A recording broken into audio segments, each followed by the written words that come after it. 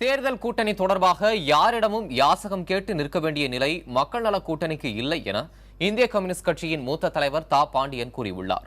இதுகுறித்து தலைமை செய்தியாளர் மகாலிங்க பொன்னுசாமியிடம் அவர் பகிர்ந்து கொண்ட கருத்துக்களை இப்போது பார்க்கலாம்.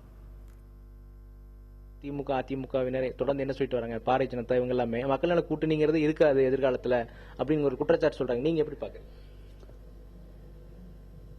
கடந்த கால கசப்பான அனுபவங்களிலிருந்து விளைந்திருக்கிற காரணத்தால் இது நிலைக்கும் நீடிக்க வேண்டும் என விரும்புகிறேன்.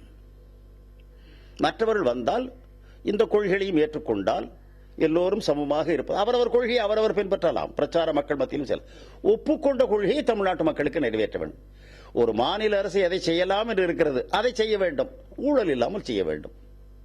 விஜயகாந்த் வந்தா தான் மக்கள் நல கூட்டணிக்கு இன்னும் வலுவூக்கும் அப்படின்னு இந்த பெயர்களை சொல்லி என்னிடம் கேட்காதீர்கள். என்னென்னால் பிறகு அவர் நீண்ட காலமா அவர்களை பற்றி தெரியும்.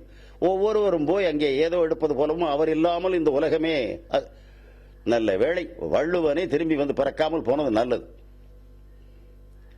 இப்படி ஒரு மனிதரை வைத்து எல்லா அரசியலையும் குழப்பாதீர்கள். இல்ல உண்மையாலுமே அது மாதிரி ஒரு சூழல் இருக்கா தமிழகத்தில்? ஏன் விஜயகாந்த் இவ்வளவு டிமாண்ட் இருக்கு? நீங்கள் தமிழ்நாட்டில் தானே இருக்கிறீர்கள். அடிக்கடி தேர்தல் கண்காணிப்பு, கருத்து கணிப்பு என்றெல்லாம் திணிப்பு செய்கிறீர்களா? உங்களுக்கு இந்த உலகமே தெரியாதா? கம்யூனிஸ்ட் கட்சி இவர்கள் பிறப்பதற்கு முன்பு பிறந்தது. பல அக்கினிகளையும் பல நெருப்புகளையும் சந்தித்தது. எனவே யாரிடமும் யாசகம் கேட்டு கதவை தட்டுகிற பிச்சைக்காரன் அல்ல.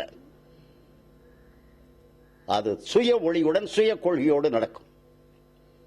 பெரிய கட்சி சிறிய கட்சி என்ற வேறுபாடு அவர்களுக்கு அவசியம் இல்லை.